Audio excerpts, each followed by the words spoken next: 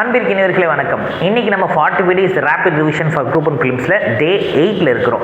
சரிங்களா? ஸோ இன்றைக்கி மார்னிங் நம்ம கிளாஸஸில் சங்க இலக்கியங்கள் ஆரம்பித்து தமிழ் இலக்கியங்கள் எல்லாத்த பற்றியும் பேசியிருந்தோம். ஸோ அந்த வரிசையில் இன்றைக்கி போன குரூப் ஒன்றில் கேட்ட சங்க இலக்கிய பாடல்கள் அதை சார்ந்த என்னென்ன கொஷின்ஸ் கேட்டிருக்கிறாங்க அப்படின்றத பார்த்து அதை நம்ம டிஸ்கஸ் பண்ண போகிறோம்.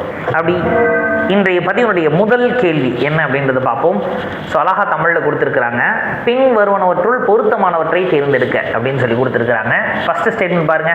பழங்காலத்தில் தமிழர்கள் திருமணத்தில் மணல் பரப்பி விழா எடுத்தனர் அப்படின்றத அகநானூறு சொல்லலாம். சரி, இதை நம்ம கேள்விப்பட்டிருக்கிறோமா? அப்போ பழங்காலத்தில் தமிழர்கள் திருமணத்தில் மணல் பரப்பி விழா எடுத்தனர், இது கேள்விப்பட்ட மாதிரி இல்லைல்ல. நிறைய பேருக்கு இந்த குரூப் ஒன் கொஸ்டின் பேப்பரை பார்த்துட்டு எல்லாருமே என்கிட்ட கேட்டாங்க, சார் இதெல்லாம் கிளாஸில் நம்ம பார்க்கவே இல்லை ஆனால் கேட்டு வச்சுருக்காங்க, என்ன பண்ணுறது அப்படின்னு. ஸோ நவ் உங்களுக்கு ஒரு முக்கியமான விஷயத்த சொல்ல போகிறேன். நான் பல தடவை கிளாஸில் சொல்லியிருக்கேன், நம்ம படிக்காத கொஸ்டின்ஸ் வந்தது அப்படின்னா படித்ததை வச்சு படிக்காததை ஆன்சர் பண்ணணும் அப்படின்னு. அதுதான் ஸ்மார்ட் ஒர்க் இல்லைங்களா? அத்தனை கிளாஸ் எடுத்து என்ன பிரயோஜனம்? திரும்ப வந்து சண்டை போட்டுருக்காங்க. சரி, ஸோ இப்போ ஃபஸ்ட்டு ஸ்டேட்மெண்ட் பாருங்கள். இது உண்மையிலுமே நானும் கேட்டதில்லை. பழங்காலத்தில் தமிழர்கள் திருமணத்தில் மணல் பரப்பி விழா எடுத்தனர் அப்படின்னு அகநானூறு சொல்லுதுன்னு. ஆனால் இதே விஷயத்த நாம் கொஞ்சம் யோசிச்சு பார்த்தோம்னா இந்திர விழான்ற ஒரு விஷயத்தை படித்தோமா? 9th ஸ்டாண்டர்டில் ரொம்ப அழகாக கொடுத்து வச்சுருக்கிறாங்க இல்லையா? இந்த இந்திர விழாவில் என்ன சொல்கிறாங்க? புதுமணல் பரப்பி அப்படின்ற வார்த்தை வருது. எதுக்கு புதுமணல் பரப்பி அப்படின்ற வார்த்தை வருது? அங்கே விழா நடக்குது, இந்திர விழா நடக்குது. சரிங்களா? ஸோ இப்போ இதை வச்சே நான் கெஸ் பண்ண முடியுமா? அப்போ இந்த கொடுத்துருக்க ஸ்டேட்மெண்ட் பார்க்குறோம். பழங்காலத்தில் தமிழர்கள் திருமணத்தில் மணல் பரப்பு விழா எடுத்தனர். அந்த ஸ்டேட்மெண்ட் ஃபஸ்ட்டு கரெக்டானது நமக்கு தெரிஞ்சுக்கணும். அப்போ யோசிச்சு பார்க்கணும். புது மணல் பரப்பி விழா எடுத்தாங்கன்றதை ஆல்ரெடி படிச்சிருக்கோம் சங்க இலக்கியங்களில். அப்போ அந்த ஸ்டேட்மெண்ட்டு கரெக்டு தான், பிரச்சனை கிடையாது. ஓகேயா? இப்போ என்ன பிரச்சனைனா அது அகநானூரில் தான் சொல்கிறாங்களா அப்படின்றது பிரச்சனை. கரெக்டு தானே? ஸ்டேட்மெண்ட்டை பார்த்தாச்சு, ஸ்டேட்மெண்ட் கரெக்ட் எனக்கு தெரியும். இப்போ அகநானூரில் சொல்லியிருக்காங்களா? அகநானூறு அப்படின்றது அகம் பற்றி இருக்கக்கூடியது, அப்படி தானே? அப்போ ஆப்வியஸாக திருமணத்தை பற்றி கண்டிப்பாக அகநானூறு சொல்லியிருந்துருக்குமா? இது புறநானூறுன்னு சொன்னால் நான் யோசிச்சிருப்பேன். அகநானூறு தான். அப்போ பாசிபிளி இது கரெக்டு தான். சரிங்களா? அடுத்து செகண்ட் ஸ்டேட்மெண்ட்டுக்கு வரும். மணமகளுக்கு மணமகன் தாலி அணிவித்தல் வழக்கமாகும் அப்படின்றத தொல்காப்பியம் சொல்லுதுன்றாங்க. முதல்ல ஸ்டேட்மெண்ட் கரெக்டானதை நம்ம பார்க்கணும், அப்புறம் தான் புக்கை செக் பண்ண போகிறோம். அப்போ மணமகளுக்கு மணமகன் தாலி அணிவித்தல் வழக்கமாகும் அப்படின்றாங்க. நாம் கிளாஸ் படிக்கிறப்பே சொல்லியிருந்தோம், சங்க காலங்களில் பெண்களை ஒரு உயர்நிலையில் வச்சுருந்தாங்க. தாலி அணியும் வழக்கம் அங்கே கிடையாது அப்படின்றத பெண்களின் நிலை அப்படின்றதெல்லாம் படிச்சிருந்தோம். ஸோ அப்போ அந்த ஸ்டேட்மெண்ட்டே தப்பாக இருக்குது. அப்போ அப்புறம் எப்படி தொல்காப்பியம் வந்திருக்க போகுது? அப்போ ஆப்வியஸாக கிடையாது, ஸ்டேட்மெண்ட்டே தப்பு. அடுத்தது பார்க்குறோம். மணமகள் வீட்டினர் மணமகன் வீட்டாருக்கு வரதட்சணை கொடுக்கும் வழக்கம் இருந்தது. இந்த ஸ்டேட்மெண்ட்டு கரெக்ட் மாதிரி தெரியும் இல்லைங்களா? கரெக்டு தானே சார் அப்படின்னு நல்லா யோசிச்சு பாருங்கள். சங்க காலத்தில் பெண்களின் நிலை அப்படின்றதுல இந்த விஷயத்தையும் நம்ம டிஸ்கஸ் பண்ணியிருந்தோம் கிளாஸில். என்ன டிஸ்கஸ் பண்ணியிருந்தோம்? அங்கே பெண்களை தான் உயர்ந்த ஒரு இடத்துல வச்சுருந்தாங்கன்றது நமக்கு நன்றாக தெரிந்தது. அங்கே இந்த மணமகள் வீட்டினர் கிடையாதுங்க, மணமகன் வீட்டார் இருக்காங்க இல்லையா? இந்த மணமகன் வீட்டார் தான் மணமகள் வீட்டில் இருக்கவங்களுக்கு என்ன சொல்கிறாங்க அப்படின்னா பெண் விலை அப்படின்னு சொல்கிறாங்க. சரிங்களா? இல்லைன்னா பரிசம் அப்படின்னு சொல்கிறாங்க. இந்த பரிசம் போட்டு இல்லை பெண் விலை ஏந்தி மணமகன் வீட்டார் தான் மணமகள் வீட்டாருக்கு இந்த பரிசம் அப்படின்றத கொடுத்து பெண் எடுத்திருக்கிறாங்க. அப்போ நாம் தான் கொடுத்து கல்யாணத்துக்கு பொண்ணு எடுத்துருக்குறோமா? இப்போ மாதிரி கிடையாது போல். சரிங்களா? அப்போ அந்த ஸ்டேட்மெண்ட்டே தப்பு. இன்னொரு முக்கியமான விஷயம், அது நன்னூல்னு கொடுத்து வச்சுருக்கிறாங்க. நன்னூல் 12ஆம் நூற்றாண்டில் எழுதப்பட்டது. அதுக்கும் சங்க காலத்துக்கு என்ன இருக்குது? சொல்லப்போனால் இது ஒரு இலக்கண நூல், இலக்கணத்தை வந்து பேசுறது. அப்போ கண்ணை மூடிட்டு சொல்லிலாம் இது தப்பு தான் அப்படின்னு. சரிங்களா? அடுத்து பார்க்குறோம். தீ நெறிப்பட்ட வேள்வி திருமணம். அப்போ இந்த தீ நெறிப்பட்ட வேள்வி திருமணம் கேள்விப்பட்டிருக்கிறோமா? ஆமாங்க, இதை நம்ம கேள்விப்பட்டிருக்கோம். எப்படி கேள்விப்பட்டிருக்கோம்? மாமூது பார்ப்பனர் நல்வழி அப்படின்னு ஒரு விஷயம் இருக்குது. மாமூது பார்ப்பனர் நல்வழி நெறிப்படுத்த தீவளம் எய்தனர் அப்படின்னு சொல்கிறாங்க. அப்போ தீவளம்னா என்ன அர்த்தம்? தீயை தூக்கிட்டு வளம் போடுறாங்கன்னு அர்த்தமா? இல்லை, தீயை வளம் வந்தார்கள் அப்படின்றது. அப்போ கொடுத்துருக்க ஸ்டேட்மெண்ட் கரெக்டாக இருக்குது. அது சிலப்பதிகாரத்தில் தான் சொல்லப்பட்டதா? ஆமாம், கோவலன் கண்ணகி என்னுடைய திருமணத்தை பற்றி சொல்கிறாங்க. சரிங்களா? மாமூது பார்ப்பன் நல்வழி நெறி காட்டுறதுக்கு இவங்க தீவலம் சென்றனர் அப்படின்ற விஷயத்த சொல்கிறாங்க. ஸோ இது கரெக்டு தான். சரிங்களா? அப்போ இந்த கொஸ்டினுக்கு பாருங்கள், எனக்கு ஃபஸ்ட்டும் ஃபோர்த்தும் கரெக்டாக தப்பானது தெரில, ஆனால் ஸ்டேட்மெண்ட் கரெக்டு. ஆனால் 2 and 3 கன்ஃபார்மாக தப்புன்றது தெரியும்ல. அப்போ 2 3 வராது அப்படின்னாலே ஆப்ஷனில் எது தான் இருக்க போகுது? இங்கே 2 3 வராது, இங்கே 3 வந்துருச்சு, இங்கே 3 வந்துருச்சு. அப்போ இதுதான் ஆன்சர். கிளியர் ஆக்குறோமா? ஷுவரா? அப்போது இந்த கொஷினை நல்லா பாருங்கள். கஷ்டமான கேள்வியா? எக்ஸாக்டாக கஷ்டமான கொஷின் தான், ஆனால் ரொம்ப ரொம்ப ஈஸி ஆன்சர் பண்ணலாம். ஏன்? ஸ்டேட்மெண்ட் நம்பர் 3 நன்னூல் கன்ஃபார்மாக வராது. பேசிக்கான விஷயம் கொடுத்த எல்லாமே சங்ககாலத்தை பற்றி கொடுத்துருக்காங்க. நன்னூல் மட்டும் தான், சங்ககாலமே கிடையாது. முதல் விஷயம். இன்னொன்று, நன்னூல்ன்ற இலக்கண நூலில் இதெல்லாம் வர வாய்ப்பே இல்லை. அப்போ ஸ்டேட்மெண்ட் 3 தப்புன்றதை தெரிஞ்சினாலே நீங்கள் ஆப்வியஸாக எது சரின்றதை செலக்ட் பண்ணிடலாம். ஸோ டிஎன்பிசி பொறுத்த வரைக்கும் கஷ்டமாக கேட்குறாங்க. எக்ஸாக்டாக கொஷினை பார்க்குறப்ப கஷ்டமாக தான் இருக்கும். ஆனால் டிஎன்பிசி ஆன்சர் கொடுக்குறாங்க இல்லையா, ஆப்ஷன்ஸு, அது ரொம்ப எளிமையாக கொடுத்து வச்சுருப்பாங்க. சரிங்களா? இன்றைய பதினுடைய அடுத்த கொஷினை நோக்கி நாம் நகர்கிறோம். பொறுத்துக்கு ஒன்று கொடுத்துருக்குறாங்க. தமிழகத்தில் அகலாய்வு மேற்கொள்ளப்பட்ட இடங்கள் பார்த்தோன்னே சொல்லிடலாம், ரொம்ப ஈஸியான ஒன்று தான். சென்னை பல்லாவரம், சரிங்களா? ஸோ தஞ்சாவூர் கம்பர்மேடு, தர்மபுரி மல்லப்பாடி, ஈரோடு கொடுமணல். சரிங்களா? இது எல்லாமே போன வருஷம் கரண்ட் அஃபேர்ஸில் வந்த ஊர்கள். சரிங்க? அந்த கொடுமணலில் சமீபத்திய ஒரு விஷயம் கண்டுபிடிச்சிருந்தாங்க போன முறை. என்னது? அந்த கிராஃபிட்டி சிம்பிள்ஸ் மாதிரி அதனுடைய முன்னோடியான தமிழ் பிராமி எழுத்துக்கள் கண்டுபிடிச்சிருந்தோம் அப்படின்னு சொன்னாங்க. அதை டீகோட் பண்ண ட்ரை பண்ணியிருந்தாங்க போன முறை. அதே மாதிரி மல்லப்பாடியில் என்ன அப்படின்னா ஒரு பெயிண்டிங் ஒன்று கிடச்சிருந்தது, கரண்ட் அஃபேர்ஸில் வந்துருந்தது. அப்போ கரண்ட் அஃபேர்ஸில் வந்த எல்லா விஷயத்தையும் நம்ம ஆட்கள் என்ன பண்ணிட்டாங்க, ஒரு கொஷின் அமர்ஜ் பண்ணி கொடுத்துட்டாங்க. சரி, அடுத்த கொஸ்டினை நோக்கி நகர்கிறோம். ஸோ அடுத்த கொஸ்டின் பாருங்க, ஒரு பொறுத்துக கொடுத்துருக்குறாங்க. போன வருஷம் குரூப் 1ல கேட்ட ஒரு கொஸ்டின் அது. ஓகே, ஆதரவு தேடுதலின் சின்னம், அன்பின் சின்னம், காகம் ஒரு நல்ல முன்னறிவிப்பான், பண்டில் விளையாட்டு குறிப்பிடப்பட்டுள்ளது அப்படின்னு சிம்பிளா கொடுத்துருக்குறாங்க. இதுல 2 கொஸ்டின் சின்னம்னு கொடுத்துருக்குறாங்க. அப்போ ஆப்வியஸா நட்டினே இல்லை, குறுந்தொகையும் வரக்கூடாது. சரிங்களா? ரைட்டுங்க. அப்போ இதுக்கு ஆன்சர் பார்க்கறதுக்கு முன்னாடி இந்த கொஸ்டினை பார்த்தோன்னா கஷ்டமாக தான் இருக்கு, கஷ்டமான கேள்வி தான் அப்படின்னு. பட் கொஸ்டினுக்குள்ள க்ளூ கொடுத்துருக்காங்க. ஸோ இப்போ இந்த 1 3 வரக்கூடாதுங்க. ஏபிக்கு ஆப்ஷன்ஸை பார்க்க போகிறோம். 1 3 வரக்கூடாது. சரிங்களா? ஸோ இந்த ஏக்கு 1 3, பிக்கு 1 3 வரக்கூடாது. ஸோ ஆப்ஷன் ஏ எலிமினேட் பண்ணுறோம், ஆப்ஷன் டி எலிமினேட் பண்ணியாச்சு. சரியா? ரைட்டு. ஸோ இப்போ தான் பார்க்க போகிறோம் பியா சியா அப்படின்றத நம்ம டிசைட் பண்ண போகிறோம். சரி, ரைட்டு. ஸோ அதில் இன்டெப்த்தாக ஒரு சில விஷயங்கள் பார்க்க போகிறோம். ஆதரவு தேடுதலின் சின்னம் அப்படின்றாங்க, அன்பின் சின்னம். பொதுவாகவே இந்த வெள்ளை அல்லி மலர் இருக்குது இல்லையா, அந்த அல்லி மலர், அல்லின்ற மலர், இந்த மலரை தான் என்னைக்குமே நம்ம அன்பின் சின்னமாக சொல்லுவோம் இல்லைங்களா? அப்வியஸா நமக்கு தெரிஞ்ச விஷயம் தான். அன்பின் சின்னம்னா என்னைக்கு இருந்தாலும் மலர் தான். இப்ப சமீபத்திய நாட்கள்ல இந்த ரோஜா பூ வச்சுட்டு சுத்துவாங்க அன்பின் சின்னம் அப்படின்னு இல்லையா, ரோஸ் அன்பின் சின்னம் அப்படின்னு. அதே மாதிரி தான் அந்த வெள்ளை அல்லி மலர். அப்ப மலரை தான் அன்பின் சின்னமாக வச்சிருப்பாங்க. ரைட்டு. ஆதரவு தேடுதலின் சின்னம் அப்படின்னா அசோக மரம். அசோக மரம் அப்படின்றதுல மரம். அப்ப அசோக மரத்தினுடைய இலை தான் ஆதரவு தேடுதலின் சின்னமாக இருந்திருக்கும். கெஸ்ஸிங்ல சொல்லலாமா? ரைட். அடுத்து பாருங்க, காகம் ஒரு நல்ல முன்னறிவிப்பான் அப்படின்றது. அப்ப இது குறுந்தொகையினுடைய ஒரு பாடல்ல இடம்பெறுகிறது சார். சரிங்களா?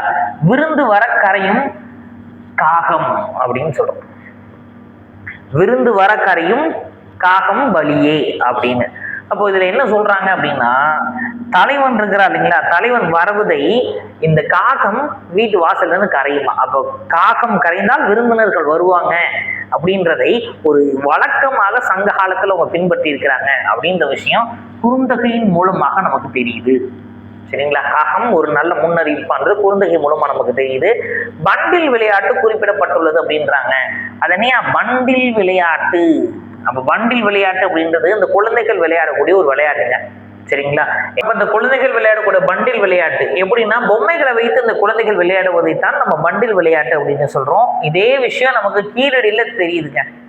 அதாவது பாருங்க, பண்டில் விளையாட்டை பத்தி நற்றிணை பேசுது, லிட்ரேச்சர்ல பேசுது, எழுத்துப்பூர்வமா பேசுது. ஆனா கீழடியில அகழ்வாராய்ச்சி மூலமாக நமக்கு அதே விஷயம் கிடைக்குது. அப்ப இதை வச்சுதான் என்ன பண்றோம்னா, கீழடி சங்க காலத்துக்கு முன்னாடிலாம் கிடையாது, சங்க காலத்தை சார்ந்த ஊரா இருக்கலாம் அப்படின்னு சொல்றோம். சமீபத்திய ஆய்வுகள் அதை உறுதியும் பண்ணுது. சரிங்களா? ஸோ அப்போ இந்த கொஸ்டினை பொறுத்த வரைக்கும் நமக்கு டைரக்டா தெரியலனாலும் ஓரளவு கெஸ் பண்ணி ஆன்சர் பண்ண போது தான் டிஎன்பிசி வடிவமைத்திருக்கிறார்கள்.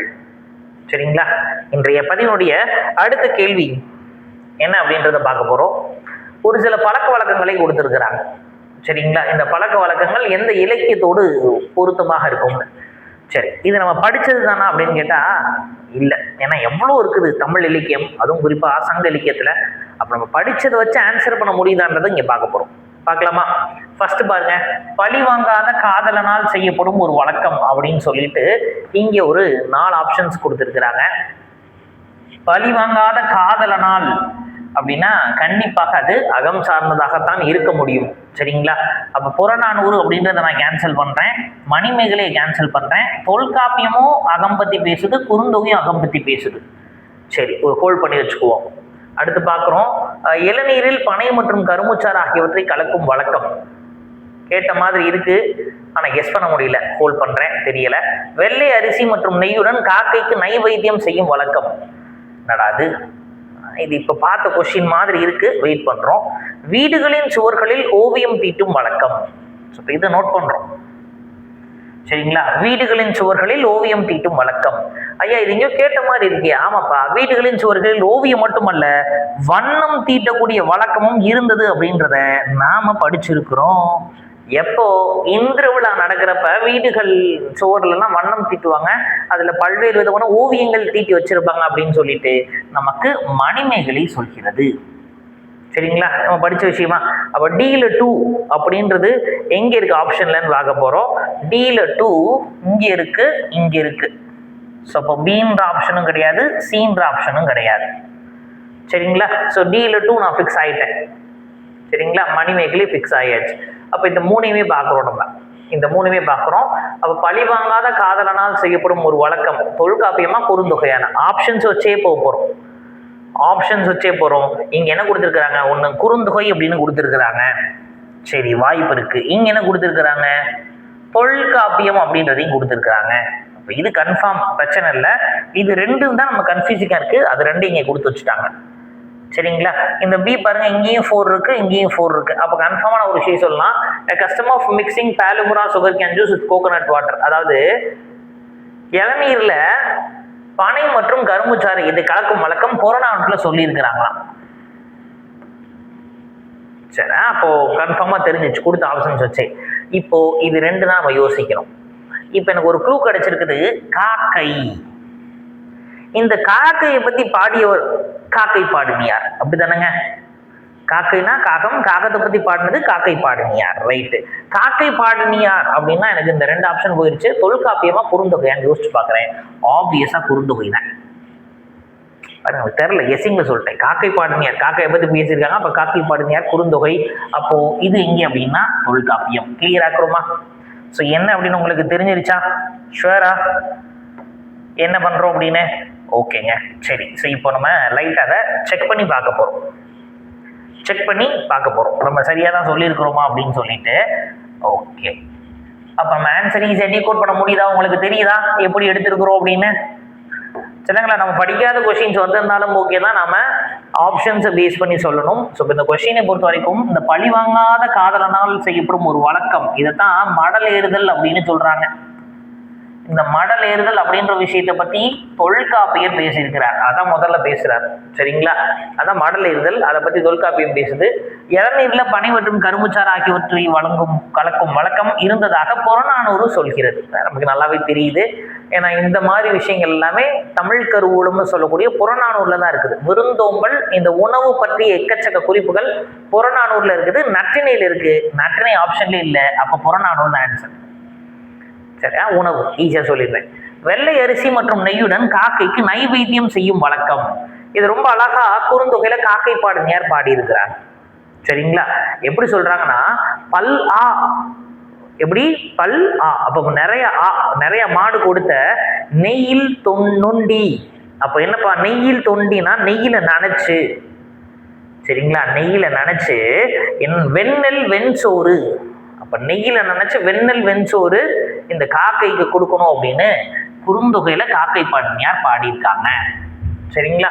அப்ப இந்த வெள்ளை அரிசியை நெய்யில நினைச்ச நெய் கூட சேர்த்து வெள்ளை அரிசியில சாப்பாடு எடுத்து இந்த காக்கைக்கு கொடுத்தால் கூட காக்கை செஞ்ச உதவிக்கு ஈடாகாது. அது என்ன செஞ்சுச்சான்? அப்படி முல்லை திண்ணையில தலைவன் ஆணிரை மேய்க்க போயிருக்கான். போயிட்டு அந்த தலைவன் எப்படா வருவான்னு தலைவி காத்துக்கிட்டு இருக்கா.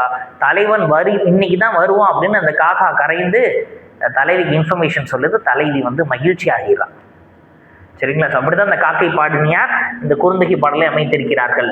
சரிங்களா? ஸோ இதுக்கு இதே கொஸ்டின் பேப்பர்ல இதே பாட்டை வச்சு தான் ஒரு கொஸ்டின் கேட்டிருந்தாங்க. இதுக்கு முன்னாடி நம்ம பார்த்தோம் இல்லைங்களா? விருந்து வர கரையும் காக்கை பலியே பார்த்தோமா? விருந்து வர கரையும் காக்கை பலியன்னு ஒரு பாடல் முடியும்ல, அதே பாடல் தான். சரிங்களா?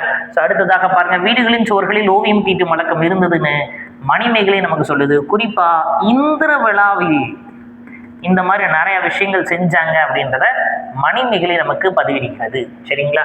ஸோ இப்போ கொடுத்துருக்கிறது படி பார்த்தோம் அப்படின்னா நமக்கு 3412 அப்படின்றது ஆன்சர். சரிங்களா?